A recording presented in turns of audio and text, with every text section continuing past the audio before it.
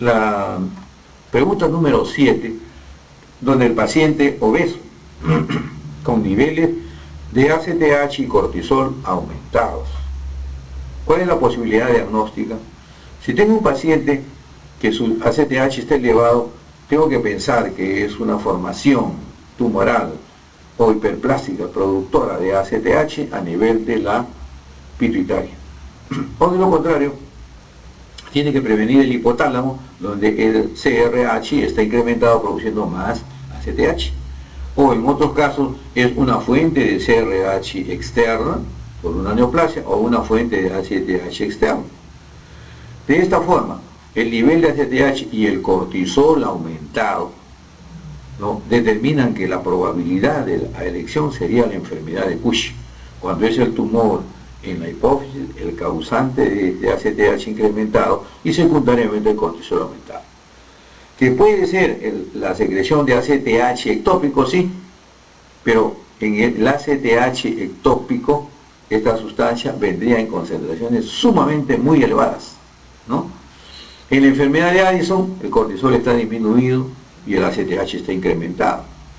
La ingesta de corticoides, generalmente el cortisol está muy aumentado y el ACTH bien bloqueado y disminuido.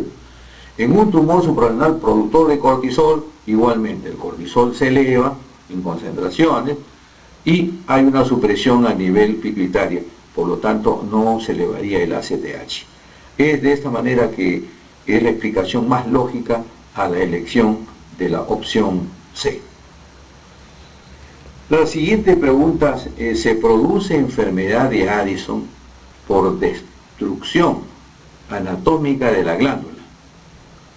Entonces, las alternativas son, ¿cuál de ellas va a producir?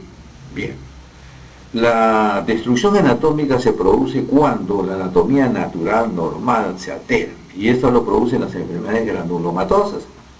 Entre ellas está la sarcoidosis, está la brucelosis, está la lepra y sobre todo la tuberculosis. En este caso es la opción, la enfermedad tuberculosa. El metilapone es también una enfermedad que tiene cierto grado de compromiso a nivel de la renal, pero no altera la anatomía, ¿no? La hiperplasia suprarrenal congénita generalmente solamente es un estado hiperplásico de un crecimiento anatómico igual, pero no es distorsionado ni destruido, ¿no? Los bloqueos con anticuerpos ACTH son transitorios, solamente son a nivel bioquímico, y la administración de esteroides generalmente hace disminuir la glándula de una forma simétrica, ¿no? Por lo tanto, no hay más que la opción D en este tipo de respuesta.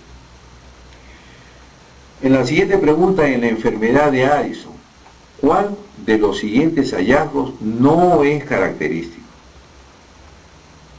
Dentro de las opciones tenemos la hipercalemia, la hiperpigmentación, la hipocalemia, la hipotensión arterial, la hipoglicemia y el vitíligo. La opción ante la enfermedad de Addison es la hipocalemia, debido a que generalmente siempre presentamos un estado de hipercalemia, compensadora, ya que hay un estado de hiponatremia latente en estos pacientes. La hiperpigmentación siempre se observa, es parte de la triada característica con la hipotensión arterial. Por ser una enfermedad inmunológica, muchas veces este paciente se asocia a la presencia del vitíligo, que tiene también una etiología inmunológica.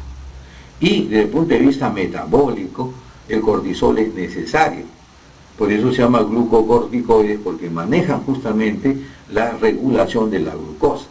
Por eso es que en estos casos, ¿no?, una de las condiciones es que los pacientes también hagan crisis de hipoglicemia, ¿no? Entonces, la opción propiamente de respuesta de esta pregunta es el hecho de la hipocalemia que no está presente, ¿no? Bien, pasaremos a la siguiente pregunta. El paciente obeso con niveles de ACTH y cortisol aumentado, ¿cuál es la posibilidad diagnóstica?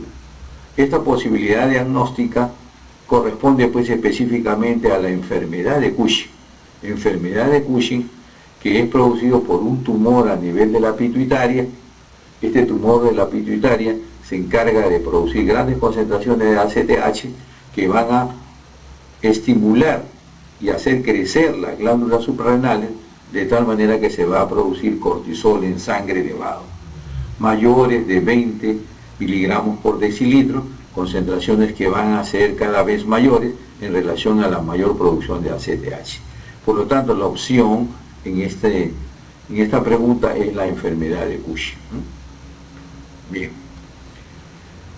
En la historia clínica de una mujer de 25 años, con 1,50 m y un peso de 80 kilos, un promedio de 30 kilos de más, con fascia espletórica, hirsutismo, debilidad muscular proximal, signos clínicos de un hipercortisolismo, acompañada de hipertensión arterial, 160/100, una discreta alteración del azúcar en ayuna, valores mayor de 110, o sea, 120 miligramos por decilitro. ¿Cuál es el diagnóstico? Como ven, son una serie de datos propiamente clínicos y de laboratorio los que nos inducen a pensar que estamos frente a una enfermedad de Cushing. Se descarta la diabetes mellitus porque la glucosa no llega a 126 miligramos y tendría que ser 2 muestras como mínimo, ¿no? La obesidad exógena, ¿no?, por sí solo, ¿no?, puede acompañarse inclusive de hipertensión, pero en este caso la debilidad muscular, la fascia espletórica en sí y el hirsutismo no hacen la distinción. Se ve que en la obesidad exógena muchas veces puede haber un incremento del cortisol, pero es basal y mínimo nada más, ¿no? Pero no las otras características que hemos observado como parte de la patología, ¿no? El síndrome de Turner está totalmente alejado, que es una alteración de diferenciación sexual.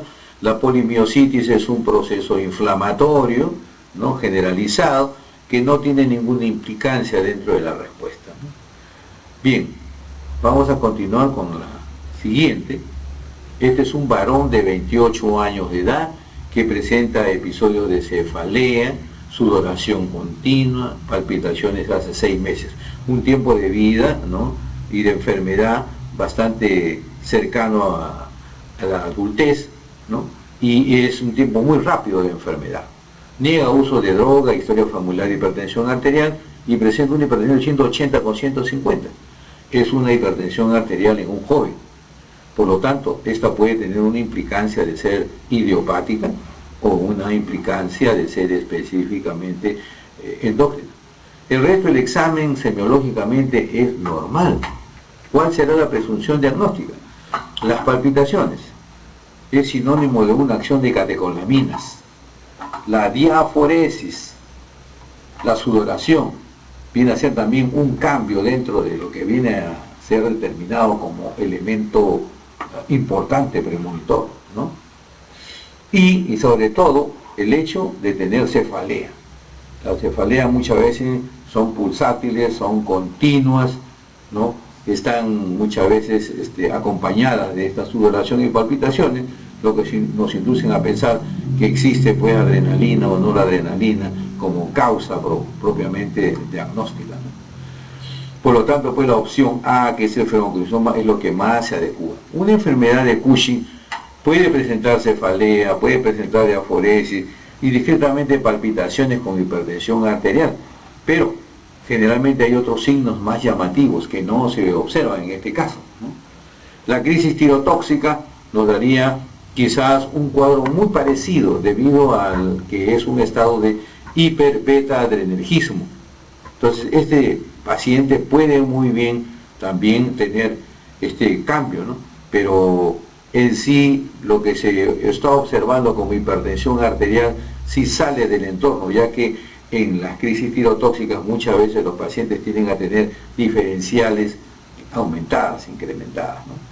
Las neoplasias endócrinas múltiples en este caso no van a ser condicionantes específicamente, ¿no?, de un tipo 1 o un tipo 2A o 2B, ¿no?, que está más alejada, ¿no? La hiperplasia de glándula suprarrenal bilateral, ¿no?, que es una hiperplasia adrenal que muchas veces es congénita, ¿no?, se descarta porque algunas veces se presentan con hipertensión, otras con hipotensión con frecuencia. Las hipertensiones tienen generalmente acompañada un cierto grado de hermafroditismo. Lo dejamos de lado por los 28 años que tiene el paciente, ¿no? La pregunta, la hiperfunción de la adenohipófisis está dada con mayor frecuencia por, ¿no? En A06 tenemos primero las opciones que más se amoldan a este tipo de preguntas son los adenomas, ¿no? Debido a que en la adenohipófisis, que es justamente el grupo de más celularidad a desmedro de la neurohipófisis, tenemos la presencia justamente de una producción mayor de celularidad denominado adenomas.